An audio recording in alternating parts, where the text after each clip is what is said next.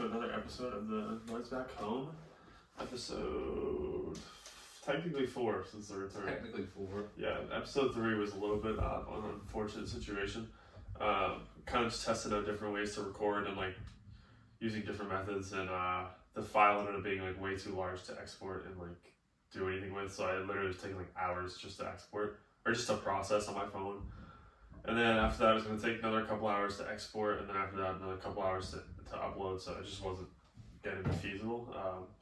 So unfortunately, I had to get rid of that episode, but it is what it is. We live and learn. Yeah, but yeah, it's still a good format that we came up with. Yeah. I've like explained it to some people, I guess, like in person, but I guess we'll just say it right off the bat that people will be interested. Like the format we're gonna do now is something a little different to try to widen the audience, broaden the audience, whatever you want to call it. And each week, me or Matt will pick a topic without telling the other one what it is, and then like, teach that person about it, and kind of just like have fun with it. So last week we did the Mandela effect. Matt picked it. It was actually a pretty good episode, so it sucks that it got lost, but Yeah. we can revisit it at some other time or whatever. Yeah, I'll figure it out. But yeah, so maybe we'll do like keep the whole like first 20 minutes of just recap of what's going on this week, and then Some bullshit. fucking go into the actual format, the new format we're gonna do. So Yes, sir. Alright, so tell me something interesting that you learned this week. I learned that sports betting is a lot more fun when it's legal. Yeah. Wait, so he was just explaining some of like the new formats that they have for like Massachusetts sports leagues. Yeah. So like like anyone That's who's a little listening, absurd. maybe that doesn't know about betting or like how it works or whatever. Like obviously DraftKings and FanDuel, all those apps that you see commercials for during like the Super Bowl or any sports really, got legalized in Massachusetts. It got legalized a while back, but the betting got legalized, so you could go to a casino in Massachusetts and place a bet at a sports book. Yeah. Mobile betting became live last Friday. Okay. So you can do it on your phone now. So it's like you can go on all these apps. They're doing a ton of promos like and stuff like that. So a lot of people were like, oh, like for instance, they had two that were like specialty to Massachusetts. I don't know if you could bet it outside of Massachusetts or if it was just for those residents or whatever. But it was like bet.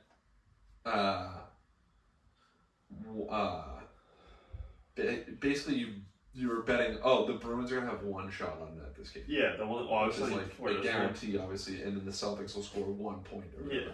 So now, like, if that bet hits, here's this promo. We're gonna give you $50 on top of the $50 that you bet on it. So like you bet 50 on it. Obviously, the Celtics are gonna make a point. Yeah. Like, and then they would give you an additional $50, and then you can like use that money. You have to keep betting and win some money to pull all of the money out. So for instance, like I did that, went up 100 right off the bat because it's like whatever. So you get a free 100 essentially. So you can pull 50 out right away. So you can get your money back that you bet, but you can't pull that other 50 out if you wanted to. So what would be the point at that point? Because it's like exactly. I don't know.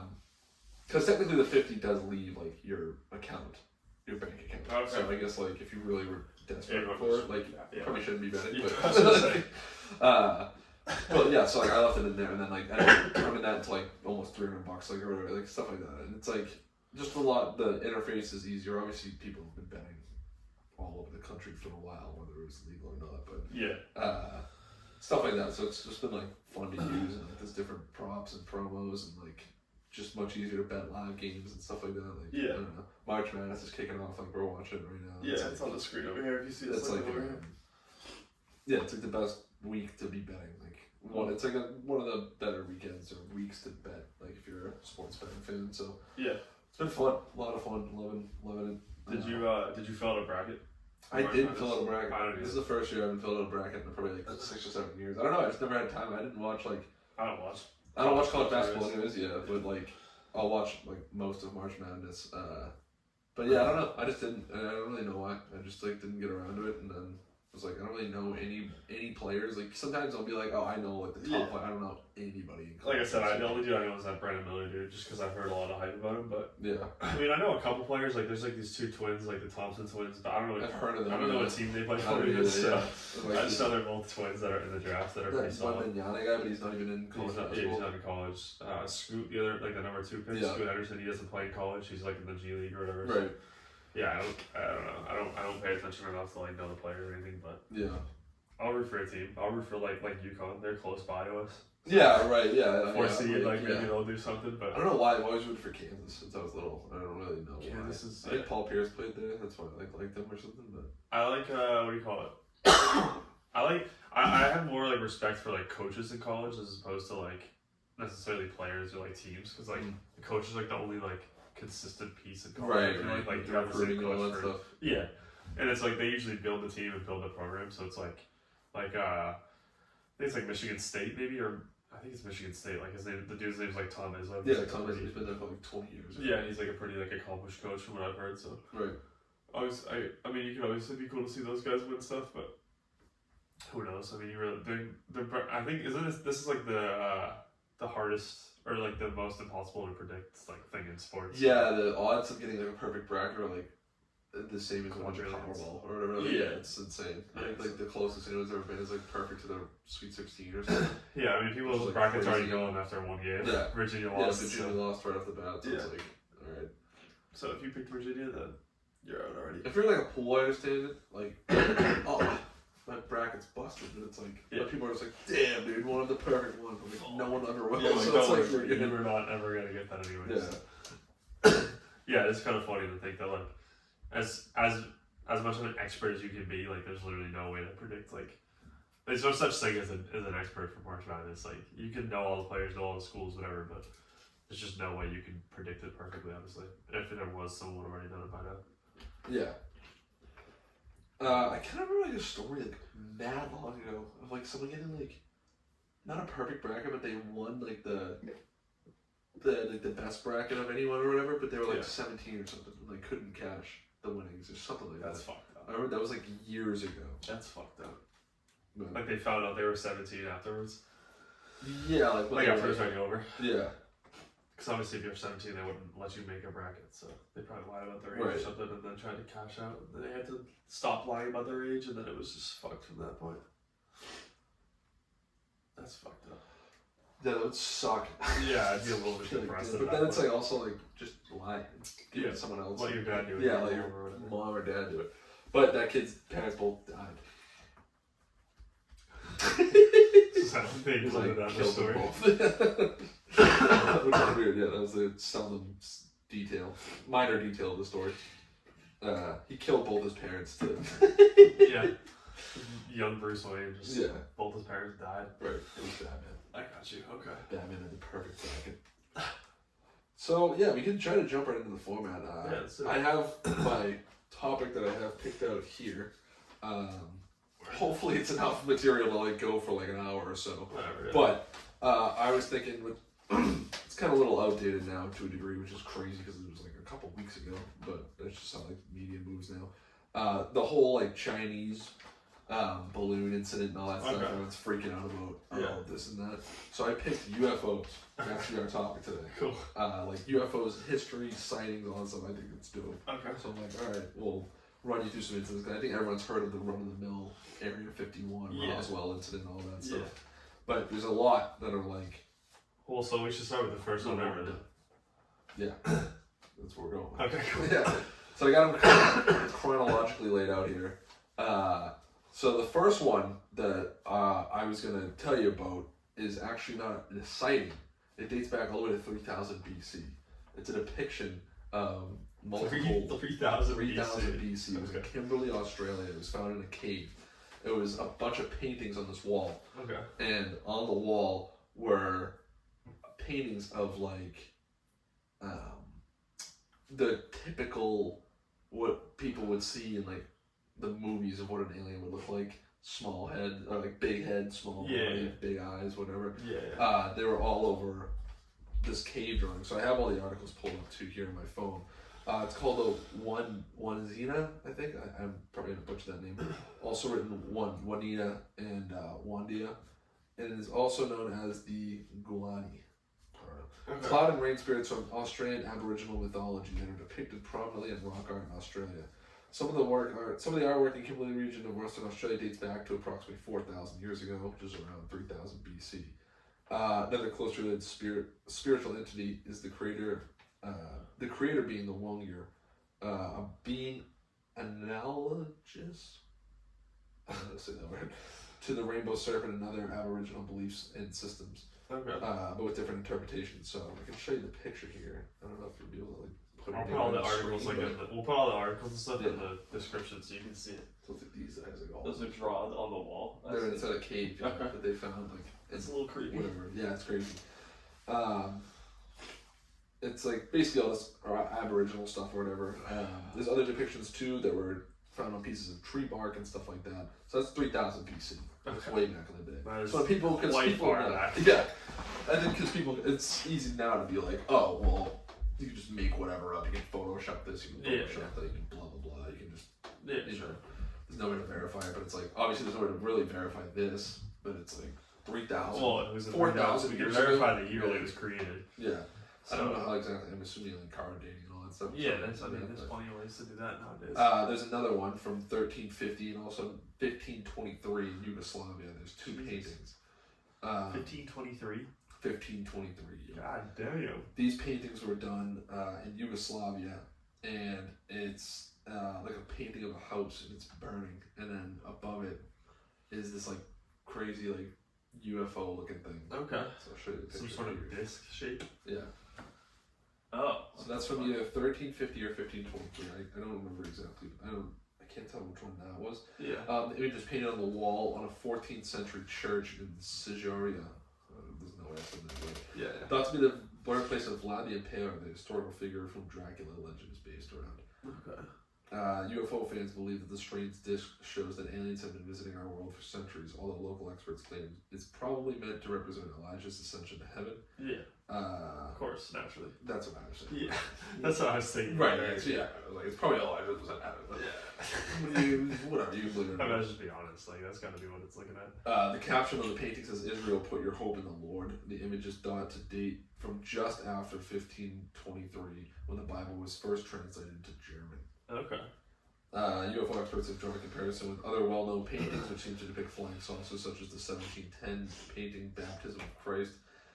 There's a bunch of these, so like I didn't have time to look at like all of them, but there's a ton of paintings from back in the day of like weird, just like odd depictions of like people either in like flying things up in the sky, or which makes no sense, obviously. Weird saucers, yeah, like time period. Not even like necessarily like aliens, like actual people. Like looks like a human and it's like flying around in this thing or something. Yeah. But they didn't have like concept of like flight back then, like in the 1500s. So it's like there would be no reason to draw that type of thing. And it also is like, okay, you want to depict a god or something like that. That makes more sense. But like, why would you be whenever you see like godly depictions in ancient history, it's like what you think of like a crucifixion or like it's some sort of spirit in the sky, not anything like mechanical. Or, exactly. It's not an actual vehicle or something involved. Usually, typically. So it's like.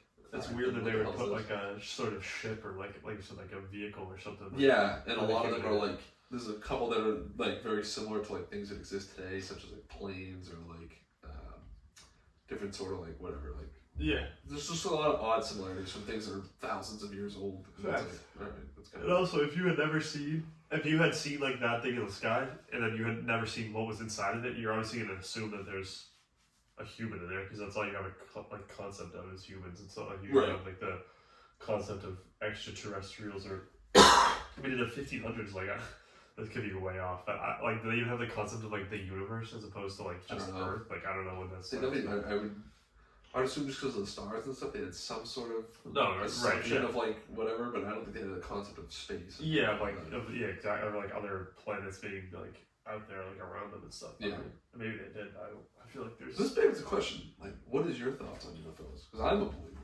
Yeah, I feel like there's no reason. Or aliens, I should say. I was gonna say aliens are definitely real in the way that they, like, there's no way they were alone in the entire. Yeah, that's what I was saying.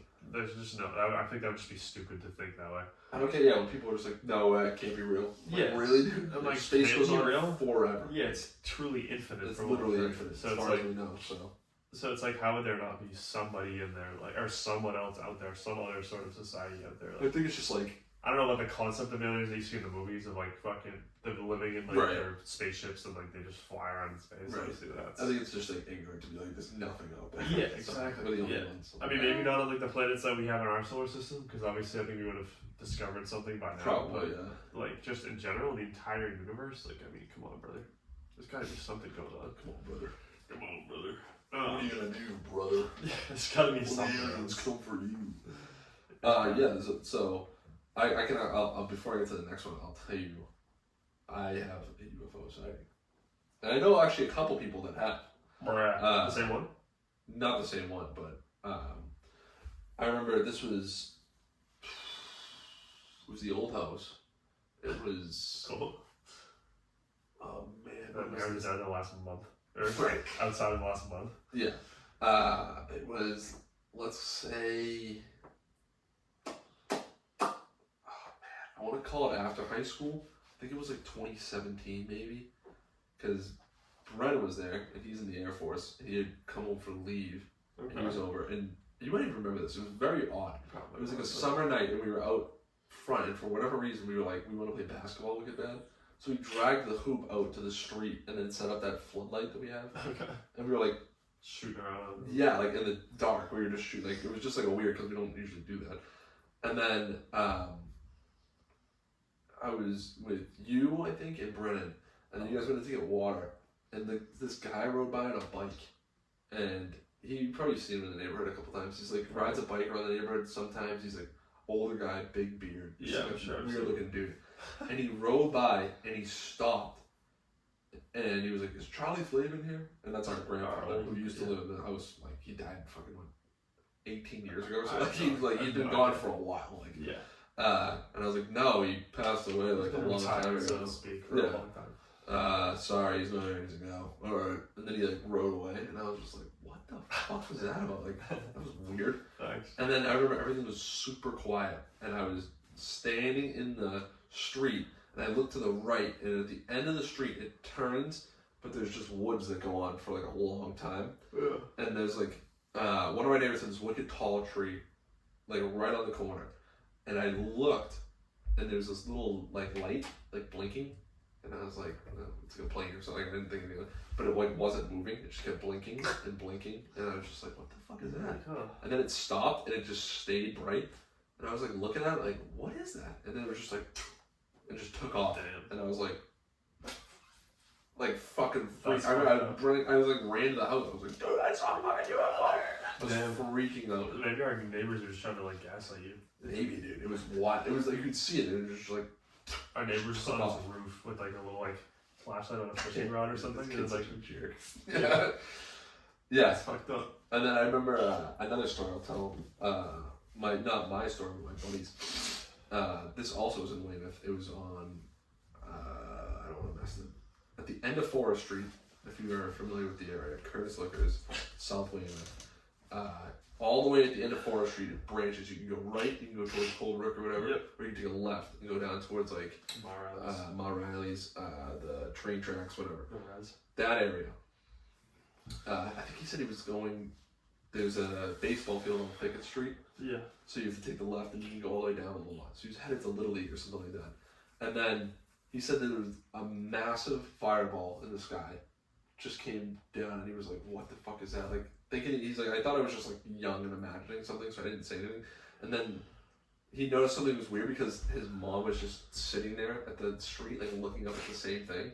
Yeah. And like they weren't moving, but there was like no one coming. Like they usually couldn't move.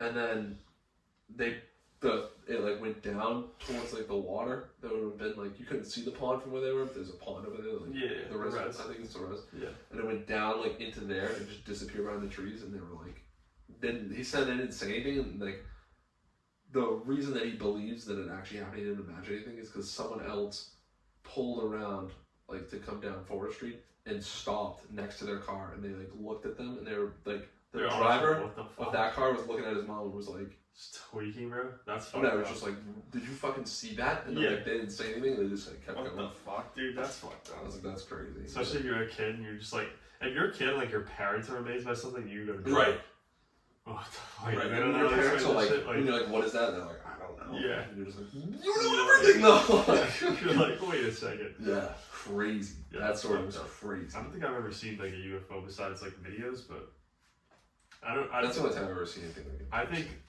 I don't know. I mean, if there was, I don't know. It's weird because it's like if there was a UFO and it could be, I mean, I guess UFO, like the actual terminology, like what it stands for.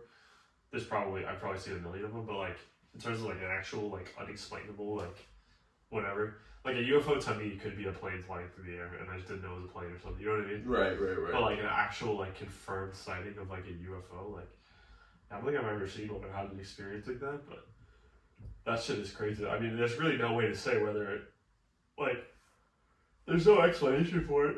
And there never really is. I feel like that's the whole point of it. Yeah. Which is just weird. It's like, how does nobody understand? Like, how's there no one that's like, all right, guys, don't worry. It was just us like doing this like test or like. Well, that's what I feel like happens all the time, and we'll get to that later.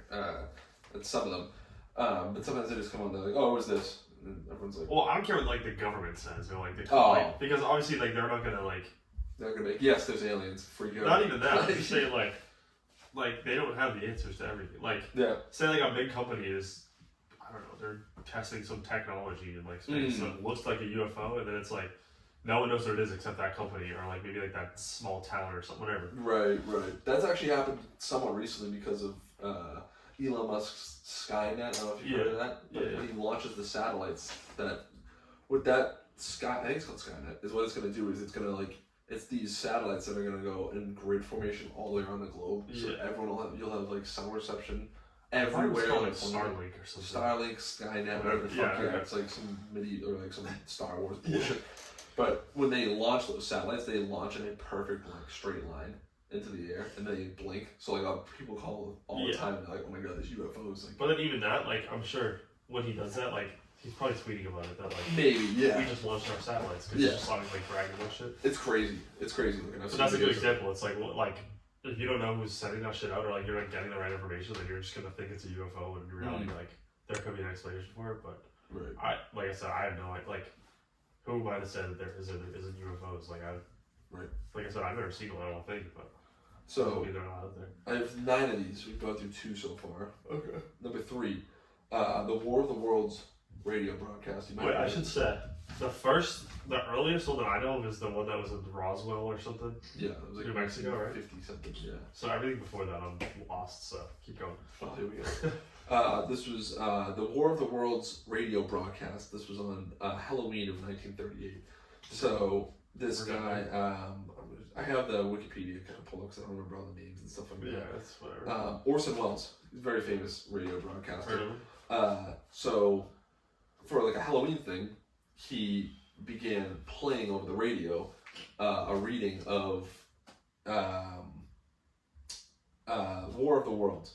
It was a book by H.G. Wells, and he started. Conflict of interest? Yeah, a little bit. Actually, it's funny, but they're not spelled the same. H.G. Wells' book War of the Worlds came out in 1898. Orson Welles, who worked for CBS Radio Network in 1938 on Halloween, began to play a broadcast over CBS Radio. Keep in mind, back in the day, the radio was like a big deal, but there also wasn't a ton of like public radio. So it's like the same thing with TV back in the day, where you had 4 stations. It's like you listen to either like the news, maybe some a little bit of music, you could just get on the radio. Right, so a lot of people are tuning into the same thing at once. So Fireside War of the Worlds is about an alien invasion, or whatever. So he starts playing this over the radio. So people are tuning in. Pretty sure I've read this book before, but they're tuning in and they're not realizing that it's like just a depiction of a novel. They think there's actually a fucking invasion happening or whatever. Jesus Christ. So people are, it's in New York, everyone starts freaking out. Yeah. Like people are like panicking and stuff like that. And there's no way to just like get out the word that like, no guys, this is just right, exactly. So the episode begins with an introductory monologue. So if you heard that, you would have known. That Obviously. Or if you heard him say, like, hey, just so you're already reading this book. Right. First few bulletins interrupt the program of live music and a relatively calm reports of unusual explosions on Mars. Dude. So, like, that is crazy. That's how the book goes. Followed by a seemingly unrelated report of unknown object falling on a farm in Grover's Mill, New Jersey. The crisis escalates dramatically, and correspondents reporting live from Grover's Mill describe creatures emerging from what is evidently an alien spacecraft. Local officials approach the aliens, waving a flag of truce. The monsters respond by incinerating them, and other nearby with heat ray guns. On-scene reporters describe in a panic until the audio feed abruptly goes dead. So, like, people hearing this on the radio and being like, what the fuck is going on? Facts. Yeah, that's fucked up. The correspondent describes crowds fleeing clouds of poison in major cities, war machines dropping like flies as the gas approaches his location. Eventually, he coughs and falls silent. A lone ham radio operator asks, is there anyone in the air? Isn't there anyone? With no response. The program takes its first break 30 minutes after Wells' introduction. The second portion of the show shifts to a conventional radio drama format, which follows a survivor, played by Orson Welles, dealing with the aftermath of the invasion. So now he's kind of going into the bit on his own. So in his head, he's like, this is a fun thing to do. Right now. Like, I think he's like never processed that like people might not tune in at the very beginning or whatever. So like now he's doing his, people recognize his voice because he's a big guy. So they don't realize it's a bit. They don't realize it's a bit. So the final segment lasts for about 16 minutes. Like the original novel concludes with the revelation that the Martians have defeated the microbes, been defeated by microbes rather than by humans. The broadcast ends with a brief out-of-character announcement by Wells in which he compares the show to dressing up in a sheet and jumping out of a bush and saying boo. That's how he was like, whatever. Yeah. So in his mind, it's a whatever. So it worked, is what. Yeah. I'm trying to find it right here. I want to say that, like, in the days after the adaptation, widespread outrage was expressed in the media. The program's news bulletin format was described as deceptive by some newspapers and public figures, leading to an outcry against the broadcasters and calls for regulation by the FCC. Wells apologized at a hastily called news conference the next morning. No punitive action was taken to the broadcast, and subsequent publicity brought the 23-year-old Wells to the attention of the general public and gave him the reputation of an innovative storyteller and trickster. Yeah. So he's a fucking genius. They were calling for his arrest and stuff though. Yeah. This was like it makes sense. Again, it makes sense. And he was 23. Because it's one thing, like, if you were thinking about doing this nowadays, it would be very easy to just go on Twitter and be like, oh, okay, it's just like nothing. Whatever, it's like, just, yeah. But there's no like Google, there's no internet even at the time. What did you say, it was 1930 something? This was in 1938. Yeah, so it's like there's not even like there's literally no way to confirm, even for like officials. There's no way like government like police. There's no way for them to confirm or like figure out whether it's true or not without just going to the place and asking them like personally. Like it's like you just call the place and be like, hey, like what's going on here? Yeah, right. It's like he's on the air. He's not going to be. He's not taking calls. He's not taking calls. Yeah. He so probably it's didn't even call back then. Yeah. There's no way to fucking call. No, so they probably had to go to the station and be like, bro, what are you fucking doing? Like, what is going on? Hey, Budzo. And then you think about it too, at the same time, they're probably thinking like, all right, this shit's going down in New Jersey. We need to contain this in New Jersey before like anything else. Before we, you know what I mean? And if he's like a newscaster or he's someone that's been on the air for years, like they're probably just assuming that whatever he's saying is true. Because why would he make it up? Or whatever. I think though at the time he wasn't. He was 23, so I think he was fairly new. Yeah. I mean, like there's like 5 stations, so it's not like he's a nobody. Right, exactly. He must be representing some company at the time at least. Yeah. So now we'll fast forward here to a little more. That's a good book. I think I have read at least parts of that book. Yeah, so it sounded really familiar. Huge popular book. It's also I think 2004 they made it a movie or whatever. Okay. We'll fast forward a little here now to the 60s. Or no, I'm sorry. Yes, to the 60s. So this was a little close to home. This is the first like wide. This one happened way with that. Yeah, this one happened yesterday. Yeah. This was widely accepted as like the first case of alien abduction in the United States. Okay. It was Betty and Barney Hill. They're from New Hampshire. They're a couple. Also, minor detail, but somewhat of a big deal. It was the 60s. They were an interracial couple. And that's like kind of how they also grew in popularity. That's crazy. Betty and Barney Hill were an American couple who claimed they were abducted by extraterrestrials in a rural portion of the state of New Hampshire. This happened on September 19, 1961. The incident came to be called the Hill abduction and the Zeta Reticuli incident. because the star map known to Betty Hill could possibly be the Zeta Reticuli system, according to some researchers. What? I said Zeta. Zeta. Yeah. So I'll try to pull the thing. Just go off memory while I'm pulling this up. So basically, if I remember correctly, they were driving down a road in New Hampshire in the 60s, late-ish at night. It was around 10:30 p.m. So actually, it was pretty late. I'm focusing. Right. Driving down the road. According to a variety of reports given by the Hills, the alleged UFO sighting happened at around 10:30 on September 19th, 1961. The Hills were driving back to Portsmouth from a vacation at Niagara Falls in Montreal. Just south of Lancaster, New Hampshire, Betty claimed to observe a bright point of light in the sky that moved from below the moon and the planet Jupiter upward to the west of the moon. While Barney navigated US Route 3, Betty reasoned that she was observing a falling star only for it to move upward. Because it moved erratically and grew bigger and brighter, Betty urged Barney to stop the car to take a closer look, as well as to walk their dog. Barney stopped at a scenic picnic area just south of Twin Mountain. Betty looked through binoculars, observed an odd-shaped craft flashing multicolored lights traveling across the face of the moon.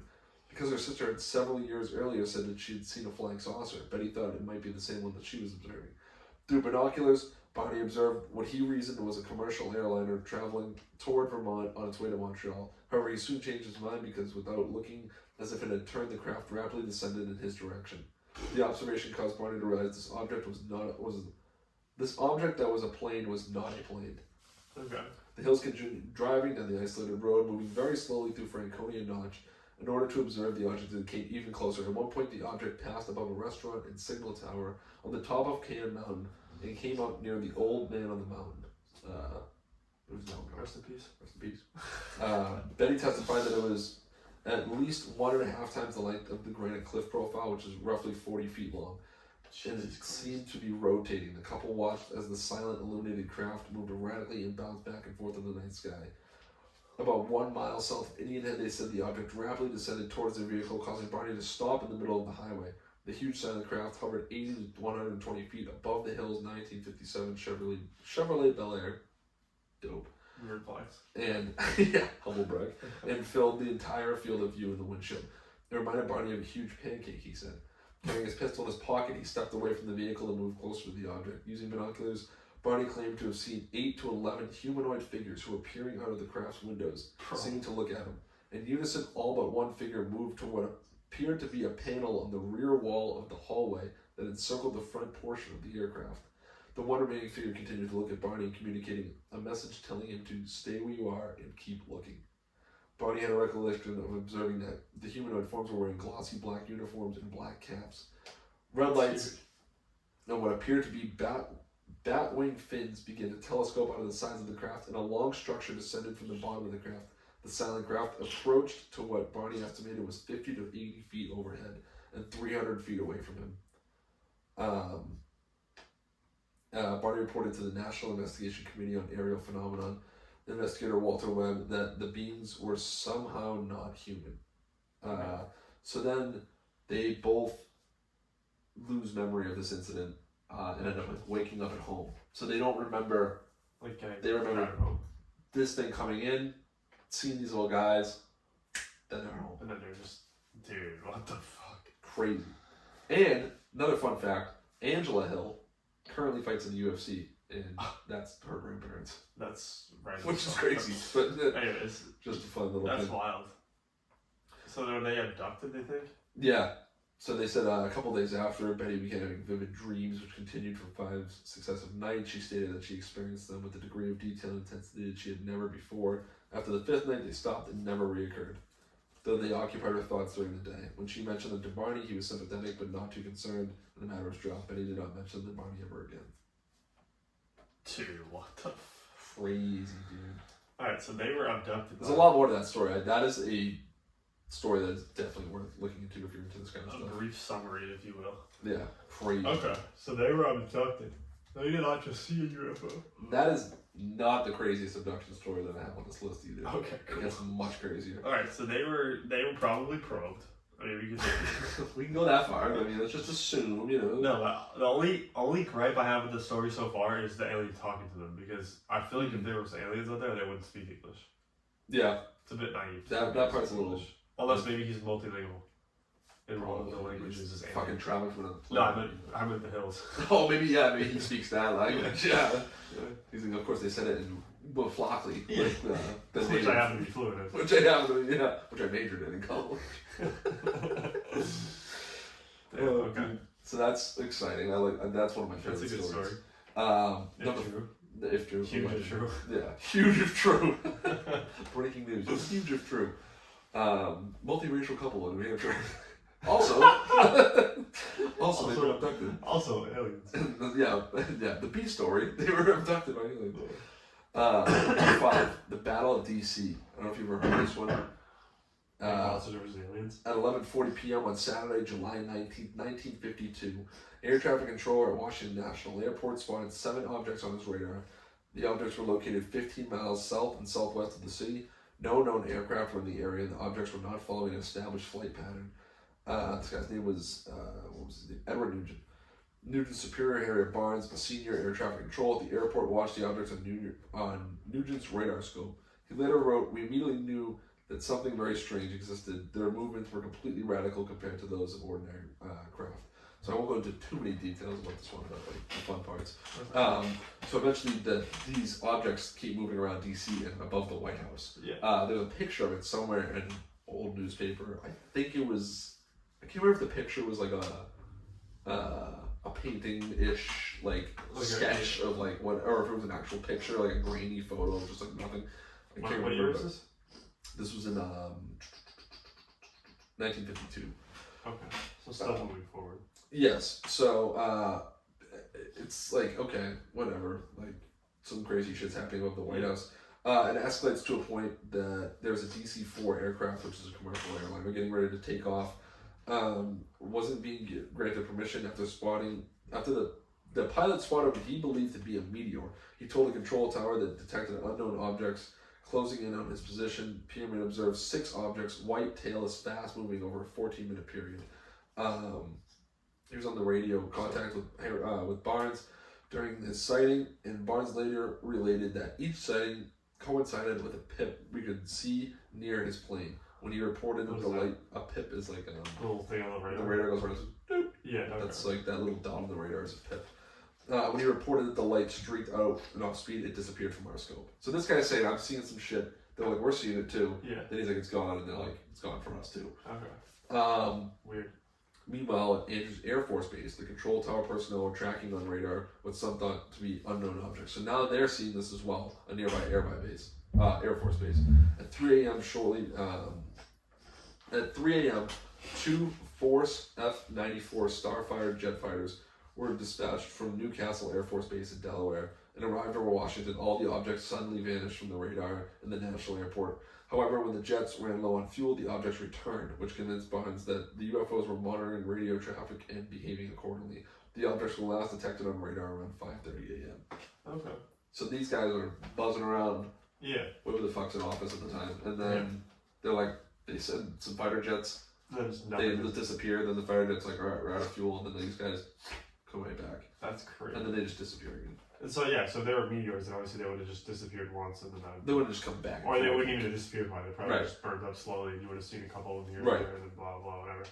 Yeah. Dude, what the fuck? Crazy, dude. See, that's why I'm like, I can't. How am I supposed to say that UFOs aren't real? It's like, how do you explain? There's a million of these reports too, because there's always some kook who's just like, yeah, I don't see it over there. Yeah. And you're like, all right, like fucking sure, I'm sure you did. But like, this is Farmer the Jim. White House was like, hey, maybe we should fucking put the president somewhere, because like, there's aliens above us right now. For real. Crazy. That's fucked up. Yeah, this is the craziest one, I think.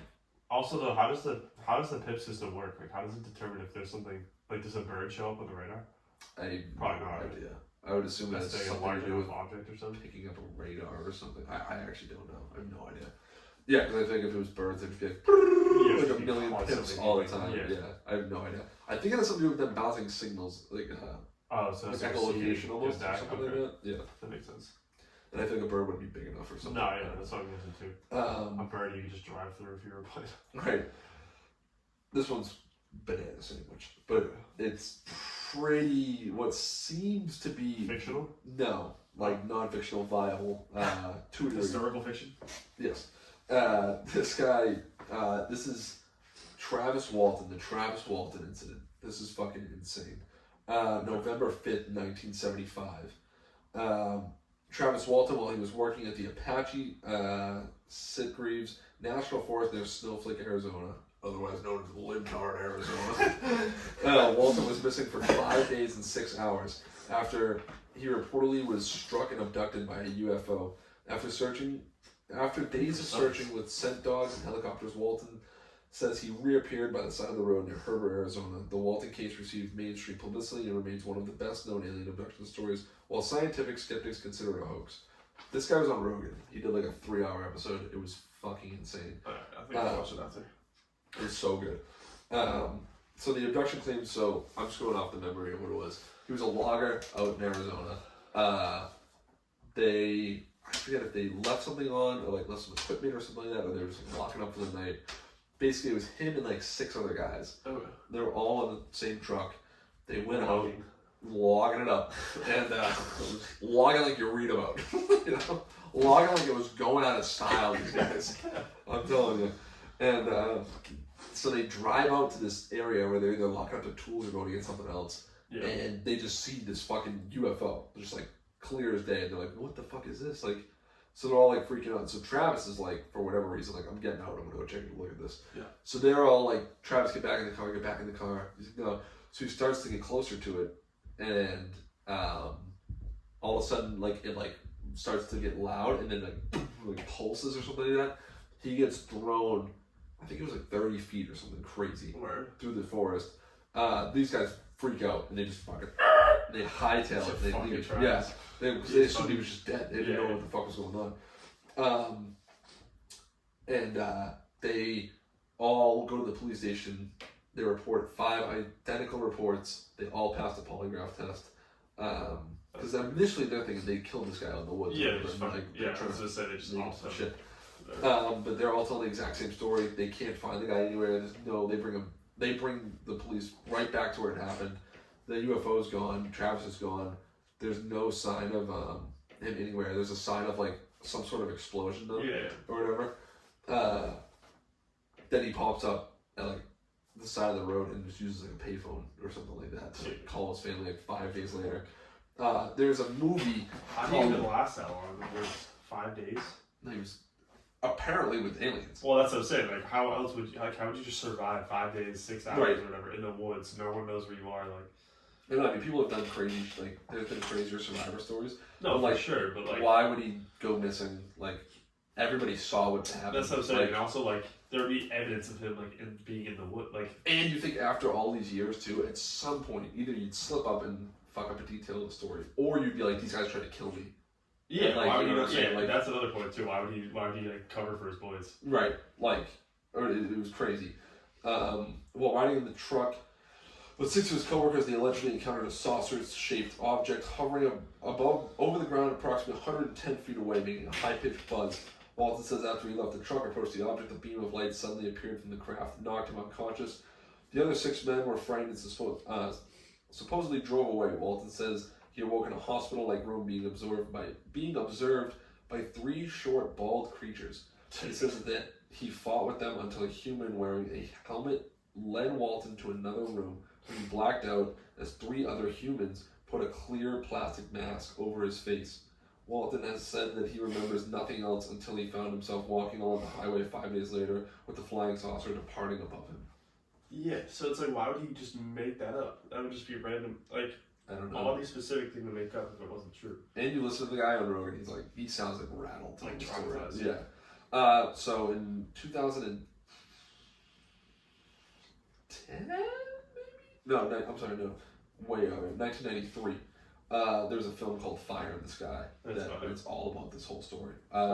He said he oversaw the production of the film, and he's like, some of it is definitely Hollywood enough, but like, he's like, the baseline story is true. There's parts of the movie that are dramatized for Hollywood because you have to make a movie, like whatever.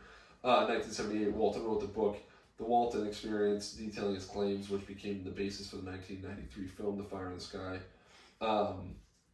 Decided Walton's account was too fuzzy and too similar to other televised close encounters, so they ordered screenwriter Tracy Tomei to write a flash and more provocative abduction story. Walt has occasionally appeared on UFO conventions or on television. He sponsors his own UFO conference in Arizona called the Skyfire Summit. Huh. 30 years after his book was released, he appeared on the Fox game show The Moment of Truth and was asked if he was, in fact, abducted by a UFO on November 5th, 1975, to which he replied, yes. And the answer, it says the answer that was on the show declared to be false was later recanted on a polygraph test was later recanted by a polygraph test and found out to be true. So polygraphs are kind of like hit or miss, but I mean, well, they're not, but they're not the end all be like right. So also, I think he said he's failed a polygraph test before, but passed other ones. Yeah, I mean, and all of his coworkers passed polygraph tests depicting like exactly what they saw. So I don't know. That's fucking crazy. He also told a small story later on Rogan. I think the end of the episode that he remembers an encounter when he was a kid too, of like a small figure in his house one time or something like that. That's horrifying. Yeah. January 19th, 2021, episode 1597 of the Joe Rogan Experience. I listened to the whole thing. It was riveting. I don't know how long we've been going. I don't know. I can go to the bathroom. So, quick intermission. Alright, so we're at like what, 45 now? Yeah. Alright. Do another like. So wait, let me see. We'll take another. Let me see, but where were we at before? Just do a little quick. So we just recapped Travis Walton. Travis Walton, okay. On Rogue. Yeah. On Rogue. Okay. Right, number. Go ahead. 709. 709 now. This is. So this is one of the bigger ones. I think everyone knows about this one. Bob Lazar. If you don't know about Bob Lazar, Robert, then you don't like NBA basketball. If you don't know about Bob Lazar, I don't know. It's go fuck yourself. Go fuck your mother. Bob Lazar. I'm trying to pull up like the details on him. He was the guy that was the original whistleblower for Area 51. Okay. He worked at Los Alamos. Bob Lazar. Oh, I could go back. Red flag, alright, because if he doesn't work at Area 51, how is he blowing? Did I say Los Alamos? Is that from GTA? I have no idea. No, It does sound very I think it's fictional. called Los Alamos, like research facility. Sounds like a Breaking Bad location. Yeah. So he was a physicist, like a rocket physicist or whatever, propulsion physicist or something like that. Basically, he was just like a super smart guy.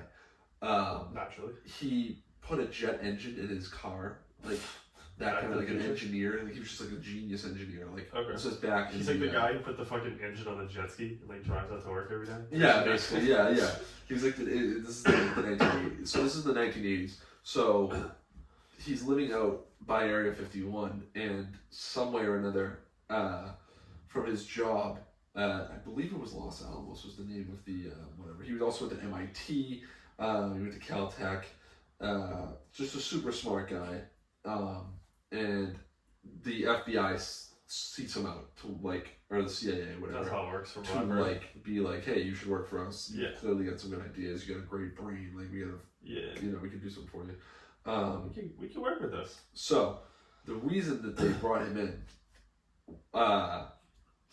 after seeing how good he was of an engineer, was to reverse engineer something. So when you reverse engineer something, it's when you take it apart and try to figure out how it works. Yeah. So let's say for the fucking first time ever, somehow someone just found that fan, and we had never seen a fan before. Yeah. And this guy was like, this guy's super smart. He knows how shit works.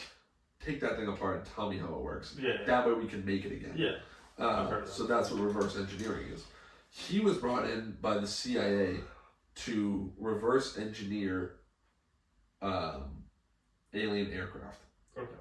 Allegedly. That they had found in archaeological digs, at crash sites, things like that. So, the Los Alamos Mason Physics Facility is where he worked.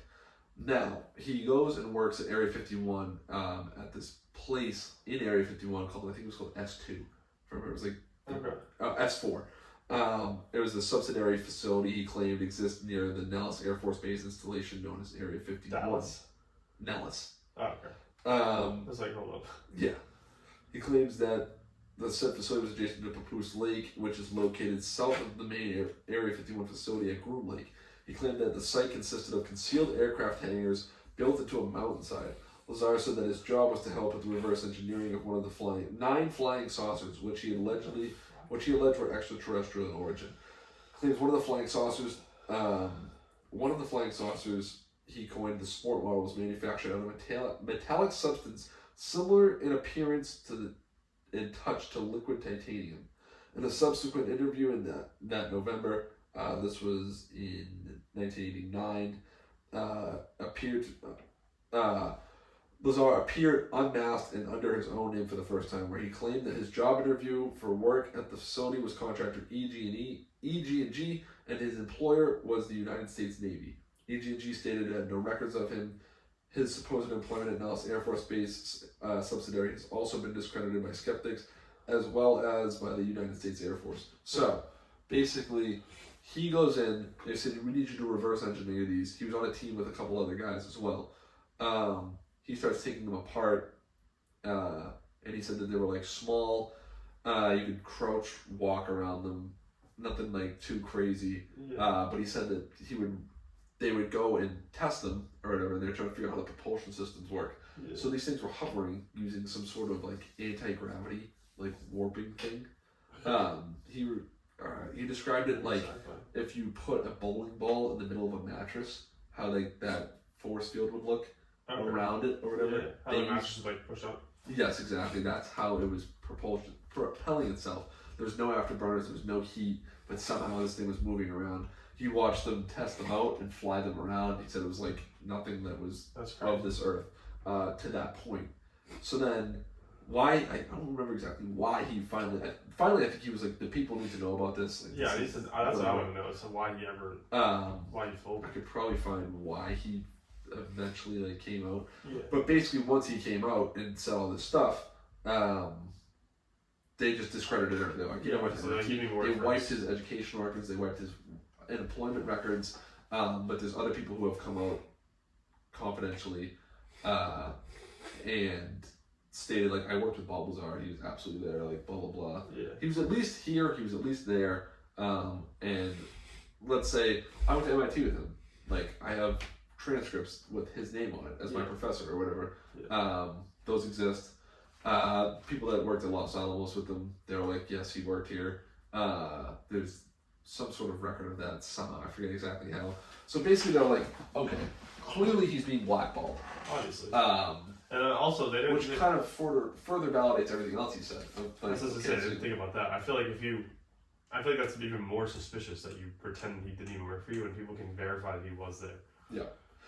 Lazar claimed that during his joining of the program, he read briefing documents describing the historical involvement of Earth for the past 10,000 years with extraterrestrial beings described as gray aliens from a planet orbiting the twin binary star system Zeta Reticuli. As of September 2019, no extrasolar planets have been found in the Zeta Reticuli system. 1989, Lazar said the seats of the saucers he saw were approximately child-sized, and that he had seen alien cadavers of corresponding sizes. So he saw some dead ones in the facility. There was a claim too that he said he briefly walked by and looked to his right, and there was a room with two guys in there speaking to a very small object or whatever. He's like, but he also right away was like, I'm not saying that was an alien. I'm not even saying that thing was alive. They could have just been mimicking like seeing or something. He was like, that was just weird. He said that while walking down the hallway at S4, he briefly glanced through a door window and saw what he interpreted as two men in lab coats facing down and talking to something small with long arms. 3 decades later, he said he did not think he saw an alien, but speculated that he saw a doll used as reference for the size of the alleged aliens, and the nickname that he used that was used for them was the Kids. Yeah.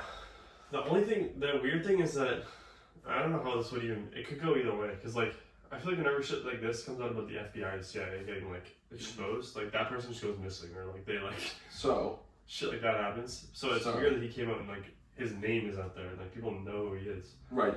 So then he starts getting interviewed because he starts working for these guys, and he's like, "This is crazy, you guys." Like, so he starts telling his buddies, "He's gonna come see this shit." So he claims that him and his friends all the time would go on this one of his buddies' RVs, and they would go to the top of this hill and just watch the things fly around and like them test it and stuff like that. Okay. So I think they caught wind of that, the Air Force or the Navy, whoever he was working for, whatever, Area 51. They tapped all the phones in his house.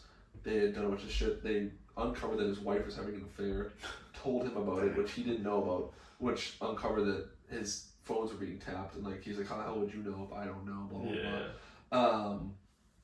He was shot at multiple times, he says, by unmarked vehicles, things like that. Multiple attempts have been made on his life that he suspects was the government.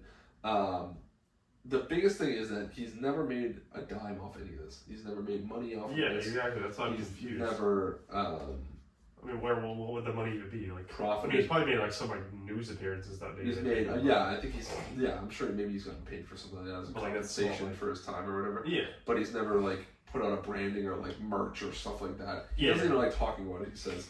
In 2017, Lazar's workplace was raided by the FBI and the local police, which Lazar theorizes was to recover element 115, a substance he says he took from a government lab. Element 115 is what supposedly was used to make the Nazi zombies in Call of Duty. Right. Is what is used to do the anti-gravity propulsion. Okay, yeah. Like that's the element. There was records of this before he was there. He didn't coin it. He just knew about it and then stole some of it. Well, I think there's theories about how to make technology that is like anti-gravity type of technology. It's just like the feasibility is just not there, but like the concept of it I think exists, so that would make sense that there would be like an element that exists that hasn't been discovered yet, that or allegedly hasn't been discovered yet, that could have that sort of impact. You know what I mean? Yeah. Because I think the theory is that I haven't done any research on it, but I think I've heard before, like the theory is that like if you have something that's lighter than air, that can like sort of almost like you said, make like that bowling ball sort of like force field. Yeah, like that's what would make it work. But the feasibility just like isn't there because we don't have the technology that exists to do that. So it's really weird. And you can go back to and you can look at any of his interviews. Like his story is the exact same to the fucking T every single time. Like, and he, like I said, he's never made any money off it. He's just doing this because he's like the people should know about this. Like, that's so. Crazy. That's probably the most well-known one. There's a Netflix series, Bob Lazar UFOs and Flying Saucers. Like a documentary?